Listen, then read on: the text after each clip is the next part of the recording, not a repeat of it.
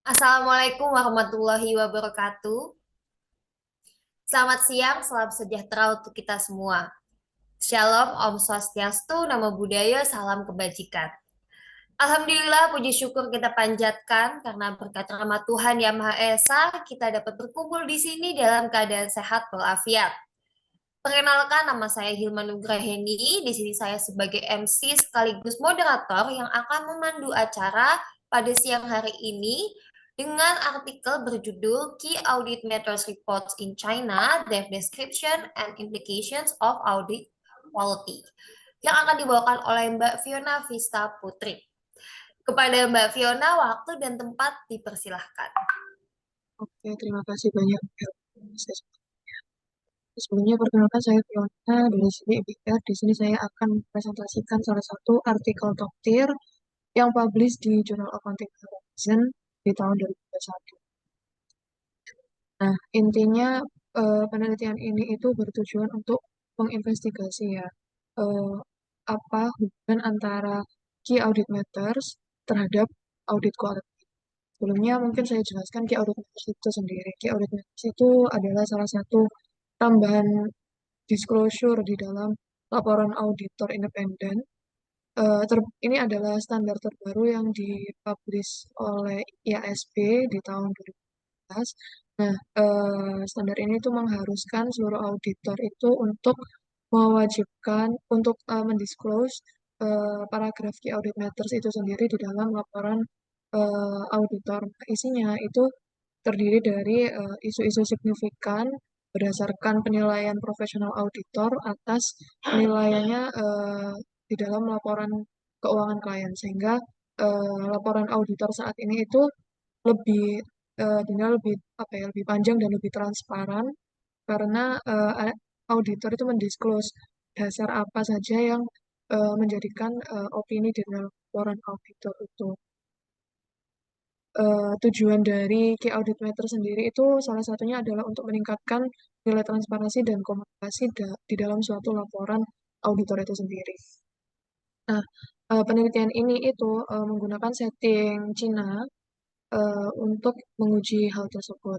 Sehingga hipotesis yang diajukan dalam penelitian ini yang pertama yaitu kualitas audit akan meningkat ketika peraturan terkait dengan itu menentu.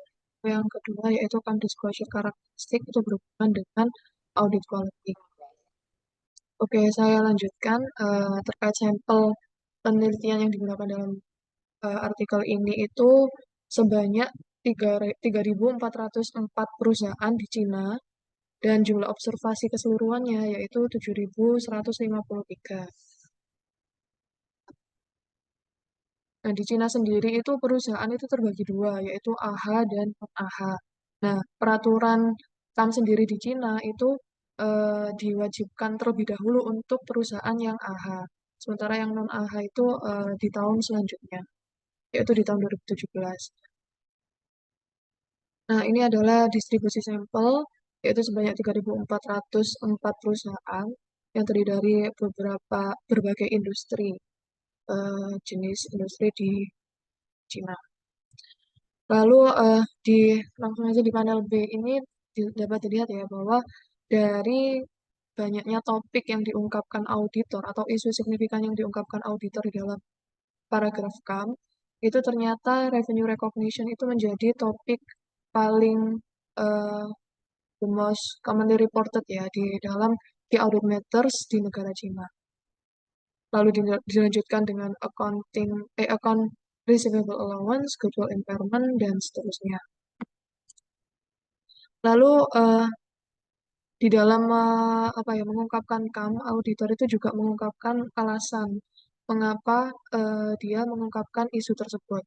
Nah, di penelitian ini itu dikelompokkan menjadi 5 alasan, yaitu reason 1 sampai 5, di mana reason 1 itu alasan yaitu karena dinilai isu tersebut itu adalah material misstatement atau fraud risks, lalu reason 2 itu karena adanya significant judgment, reason 3 itu karena adanya significant value, reason 4 karena adanya huge audit research, dan reason 5 itu eh, karena adanya dramatic upward or downward change. Nah, dari sini dari semua reason yang paling banyak digunakan auditor untuk menjadi alasan yang mendasari dia menetapkan CAM, yaitu reason ketiga, yaitu karena adanya significant value. Ini relate dari apa ya, top common topik yang diungkapkan sebelumnya, yaitu revenue recognition. Mungkin revenue recognition klien yang mungkin value-nya terlalu signifikan, sehingga ini yang menjadi alasan terbesar kenapa isu tersebut menjadi isu yang paling sering diungkapkan di laporan auditor di perusahaan.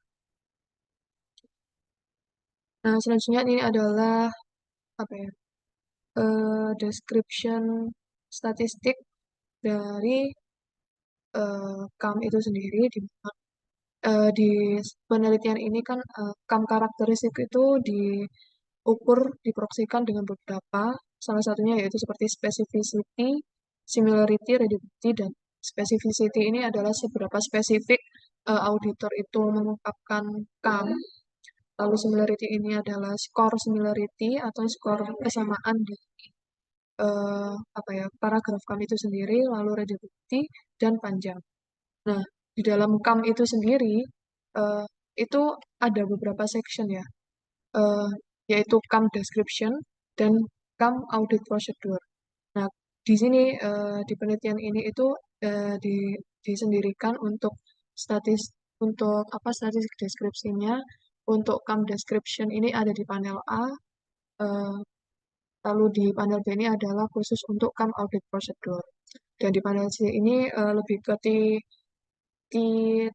lebih ke T-test antara CAM description dengan CAM audit procedure, mana yang paling besar nilai.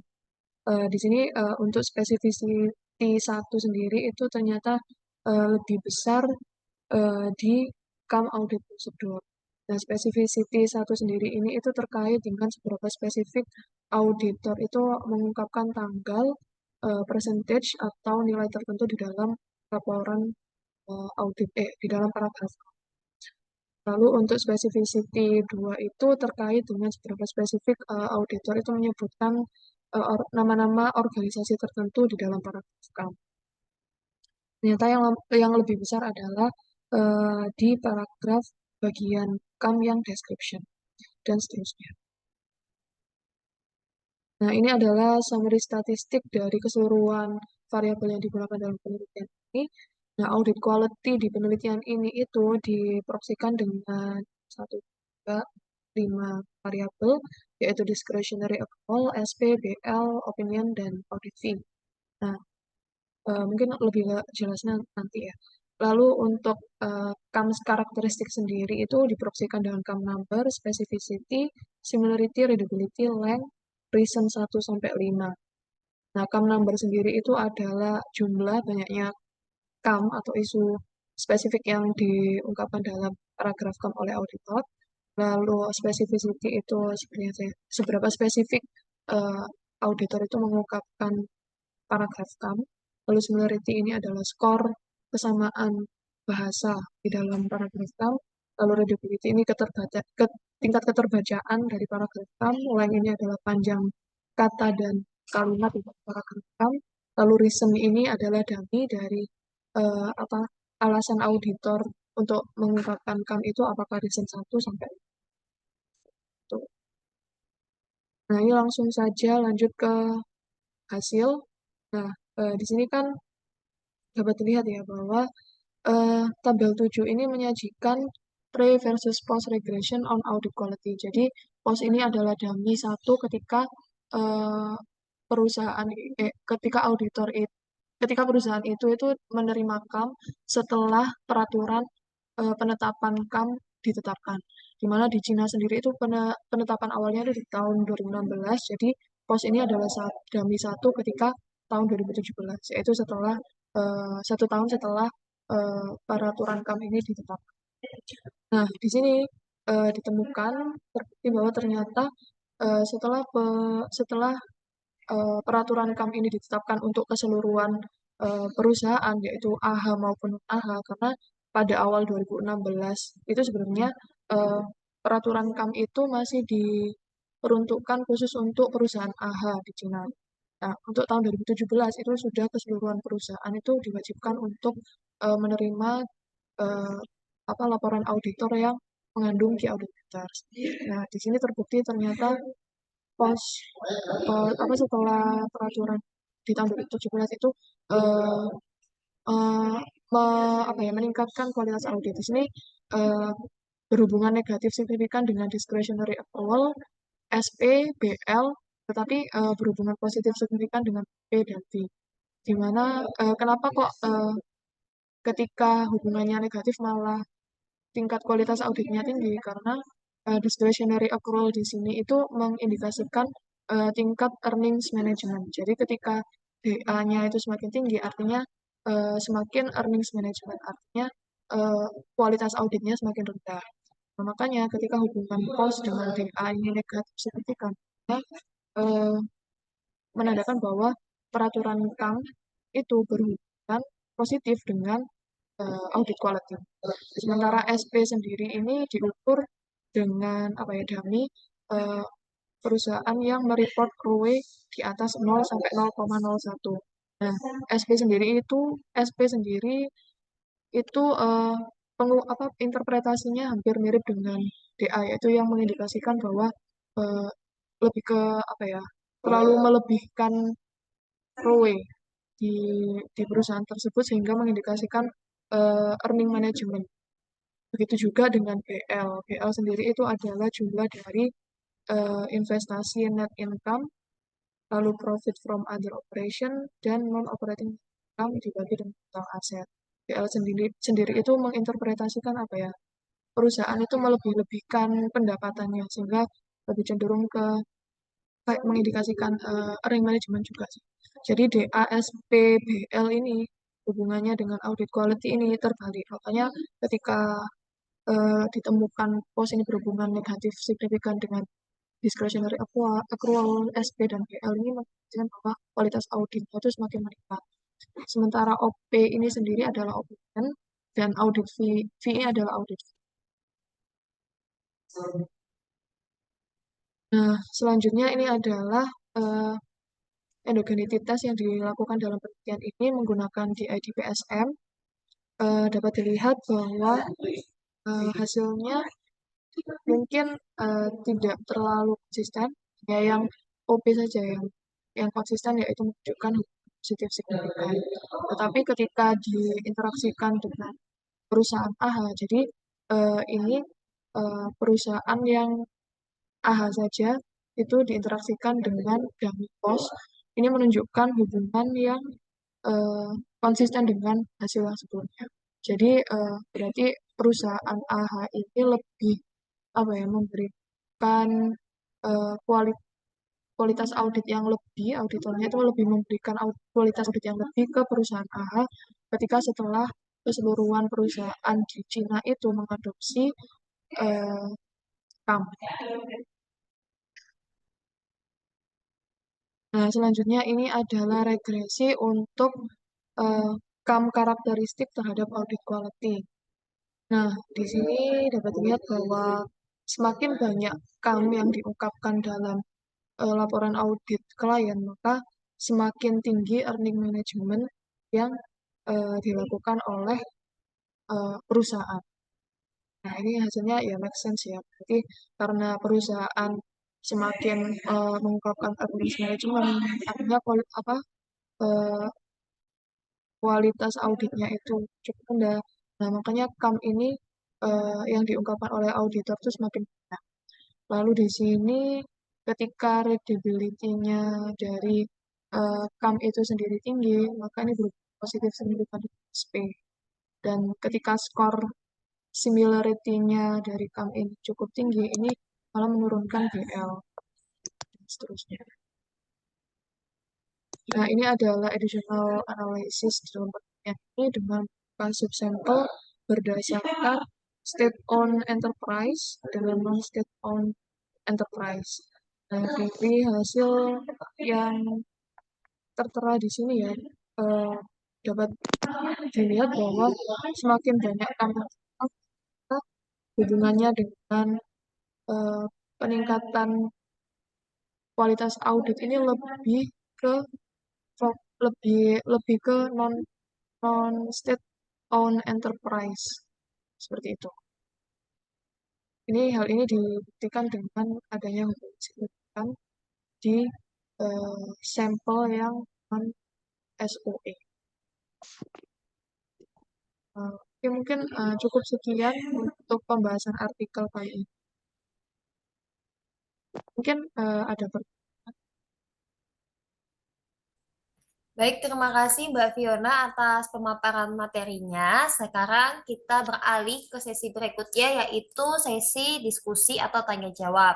Jadi, bagi para peserta yang hadir, jika ada pertanyaan yang ingin disampaikan, bisa langsung raise hand dan open mic, kemudian bertanya kepada narasumber, yaitu Mbak Fiona.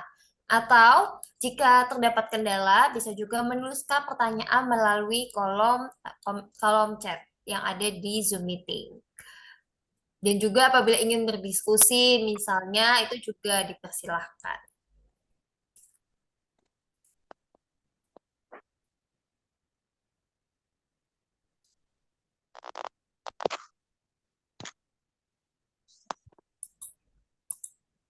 Untuk eh,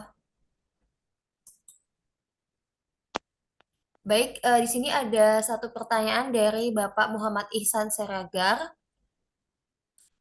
Izin bertanya, ini proksi sama indikator dari key audit key audit KAM tadi apa ya Mbak? Mungkin bisa Oke, dijawab Mbak. bisa langsung jawab. Mungkin bisa langsung lihat ke artikelnya. Di sini key audit letter sendiri diukur dengan beberapa proxy. Di antaranya yaitu CAM number. Di CAM number ini adalah jumlah banyaknya CAM, key audit matters yang diungkapkan auditor dalam laporan audit. Lalu ini adalah dummy satu ketika apa, klien ini memiliki uh, has an industry CAM.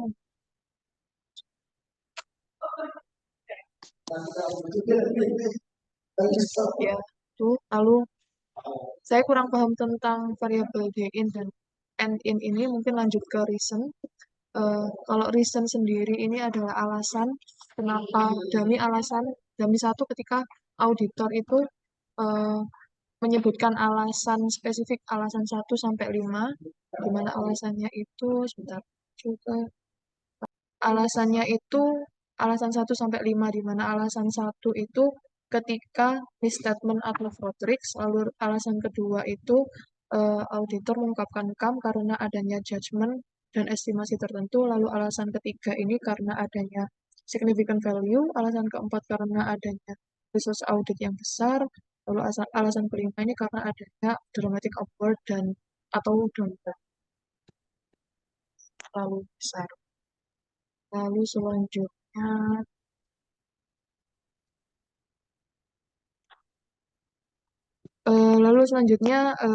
CAM sendiri juga diukur dengan specificity satu, di mana ini itu dummy satu ketika di dalam laporan CAM itu menyebutkan secara spesifik nama company atau organisasi tertentu. Lalu specificity dua ini ada satu ketika CAM ini menyebutkan secara spesifik tanggal, angka, dan percentage tertentu. Lalu specificity tiga ini ada continuous variable yang mengindikasikan kata yang specific date, number, or percentage in proportion to total. Uh, Mungkin ini adalah jumlah dari apa ya banyaknya kata yang secara spesifik menyebutkan tanggal, angka, dan percentage lalu dibagi dengan total kata yang ada di dalam A. Lalu similarity ini adalah skor similaritas. Lalu readability ini adalah tingkat keterbacaan. Di sini dia menggunakan indeks Gunning-Fox. Lalu length itu adalah jumlah total kalimat. Kalau length 2 ini adalah jumlah total kata. Specificity ya itu. Kalau specificity ini tanpa 1, 2 ini adalah agregatnya, kalau standar itu juga agregatnya, kalau total mungkin dari nilai satu dan seperti itu mungkin apakah sudah menjawab?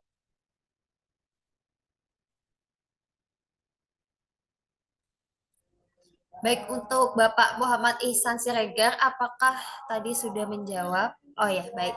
Sudah menjawab. Mungkin kita beralih ke pertanyaan selanjutnya dari Pak Made Dudi Satiawan.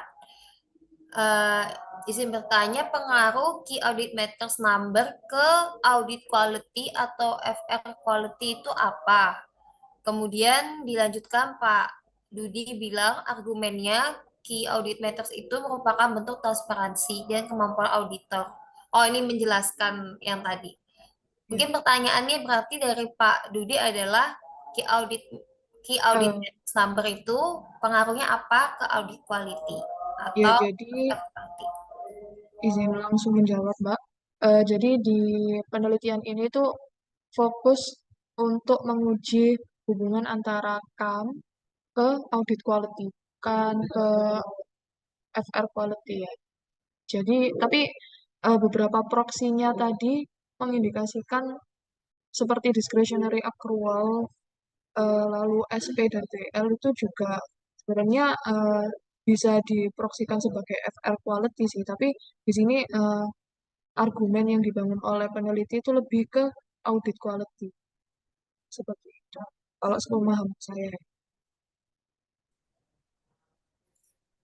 Baiklah, apakah dari Pak Dudi sudah jelas ataukah ada pertanyaan tambahan? Oh, oke, baik. Terima kasih Pak Dudi atas pertanyaannya dan Mbak Fiona atas jawabannya. Selanjutnya di sini eh, dari Pak Rosel, pertanyaannya adalah apakah disclosure key audit matters dapat diterapkan di Indonesia? Apakah SG ada datanya? Nah, mungkin kalau untuk pertanyaan kedua, yaitu apakah SG ada datanya, saya akan bantu menjawab bahwa SG Dataset memiliki data Key Audit Matters, baik untuk di Indonesia maupun dalam cakupan ASEAN. Nah, apabila Bapak dan Ibu sekalian tertarik untuk istilahnya meneliti topik yang mirip, itu bisa menghubungi kami untuk meminta data-datanya. Nah, saya akan mengirimkan kontaknya di chat Zoom meeting. Baiklah, mungkin sekian dari saya. Selanjutnya dilanjutkan oleh Mbak Fiona untuk Iya, pertanyaan apakah disclosure KM dapat diterapkan di Indonesia. sebenarnya standar audit itu biasanya diadopsi oleh beberapa negara itu langsung ketika IASB itu membuat standarnya ya. Beberapa contoh seperti ISA, ISA yang ada di eh, standar audit yang diterapkan di Indonesia. Nah, terkait dengan KAM sendiri, ini kan ada di ISA 701 yang diterbitkan oleh IASB. Tidak seperti negara yang lainnya, seperti Malaysia atau beberapa negara lainnya, seperti penelitian ini seperti di Cina, itu kan mereka langsung mengadopsi standar terkait dengan KAM itu di tahun setelah IASB itu menerbitkan standar, yaitu di tahun 2016. Nah, kalau di Indonesia sendiri itu baru publish standar mengadopsi ISA 701 ini di tahun 2022 kalau tidak salah. Itu di SA 701. Seperti itu.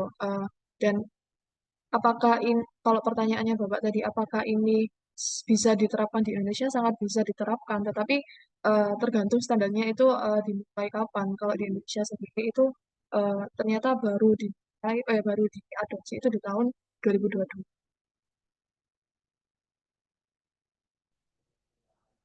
Oke, mungkin sembari menunggu Bapak Rosel, di sini ada pertanyaan lagi dari Bapak Muhammad Ihsan Siregar, yaitu kalau dilihat dari judulnya, pengaruh laporan auditor terhadap kualitas audit. Apakah seperti itu?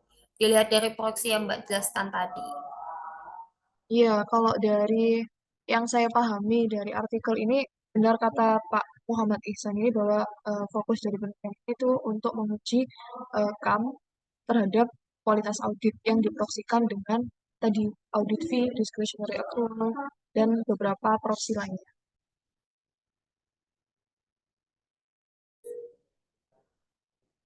Baik, terima kasih Mbak Fiona atas jawabannya. Dari Pak Ihsan, apakah ada pertanyaan lagi? Oh, sudah oke. Baiklah.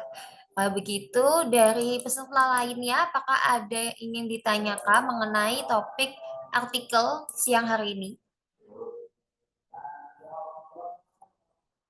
Dan mungkin sekali lagi saya sampaikan bahwa SD Dataset menyediakan data key audit matters yang pada siang hari ini dijelaskan oleh Mbak Fiona. Data yang kami sediakan itu ada data yang di Indonesia maupun data yang di negara-negara ASEAN. Jadi apabila Bapak dan Ibu sekalian tertarik untuk meneliti topik yang mirip atau bahkan yang sama seperti siang hari ini bisa meminta datanya atau konsultasi datanya ke link yang saya kirimkan melalui chat Zoom meeting.